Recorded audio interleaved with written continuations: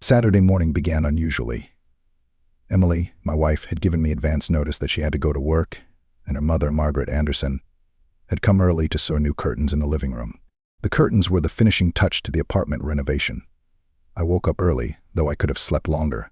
The morning was quiet and peaceful, but not in the sense that weekends usually are. It was the kind of quiet that hinted at a long and uninteresting day ahead. And why so early? I thought, standing under the shower. The mood was so-so, a ruined weekend, after all. My wife had gone to work, and I was hanging around the apartment, lazily sipping coffee, waiting for my mother-in-law. To be honest, our relationship with Margaret had always been cool. It didn't get any murkier than that. Who wants to get wet? My thoughts wandered as I stared out the window, watching the rain beat against the glass. The rhythmic pounding only added to my gloom. But then the doorbell rang. In my heart I was upset. I wanted to spend the day alone. My mother-in-law stood on the doorstep, drenched to the skin, water dripping off her, forming a puddle on the mat. Her face looked a little flushed, but whether it was from the cold or something else, I couldn't tell. She hesitated for a moment before she spoke. "No comment," she said, noticing my surprised look. At that moment she looked very different than usual, without her typical sternness and arrogance. Her hair stuck to her face, and the rainwater made her seem strangely vulnerable, almost delicate. "I thought you weren't coming in this rain," was all I could say as I led her into the apartment. She walked to the bathroom, looked at herself in the mirror, and sighed. She needed to take everything off immediately, or she wouldn't have anything to change into. There was a confusion in her voice that I had never heard before. I'd made an awkward joke about Emily's clothes, saying they wouldn't fit her. Margaret grinned. "Oh, Brian, I never realized you could make jokes like that." Her expression softened, which caught me off guard, as if she was letting her guard down for the first time. She smelled like some new perfume, an unusual, exciting scent. She'd always used the same perfume before, and suddenly it was something new. It was a subtle but noticeable change, and for some reason it intrigued me more than it should have. "Smells good," I said. I don't know why I did it myself.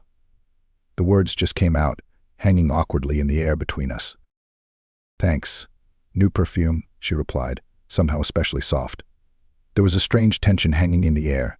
We both sensed something had changed, but couldn't quite put our finger on what.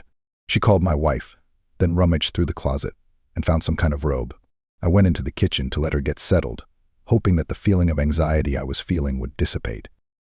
I could hear her walking around the apartment for some reason. The sounds made me nervous. Every creak of the floorboards seemed amplified. I turned on the kettle and grabbed cups, trying to distract myself. When she came out of the bathroom in her robe, I somehow couldn't look away. She looked completely different, cozy, sweet. Her hair slightly disheveled, a light blush on her cheeks. Without her usual strict suit and makeup, she seemed younger and prettier, almost like a stranger to me.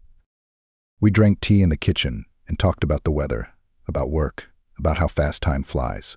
She told some stories from her youth that I had never heard before. She laughed, and I had never noticed before what a beautiful laugh she had. It turned out that when she was young, she had taken dance classes and dreamed of being a ballerina. Who would have thought that Margaret Anderson had once dreamed of being a ballerina? This revelation made her seem more human, more real than before.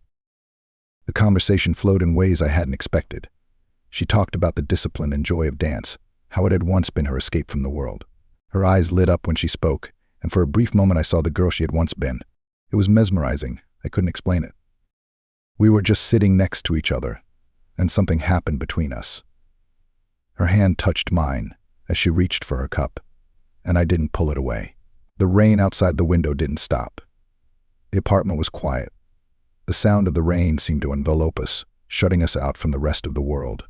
We looked at each other, and it was as if the whole world had ceased to exist. Then she got up to leave, but I took her hand, and she didn't resist. We both realized we were doing something irreparable, but we couldn't stop. In that moment, I forgot all about her being my mother-in-law. Her lips were soft and warm, and her hands trembled as she hugged me. That moment seemed timeless, as if it existed beyond good and evil. After that day, everything changed. We pretend it didn't happen, but we both know the truth. Every glance, every casual touch carries the weight of those memories. Every time it rains, I remember that day.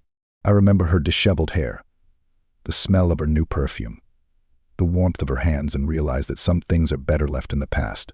No matter how hard it is, It's impossible to forget. And do we have to? Perhaps some memories are destined to linger, as bittersweet reminders of the moments that define us.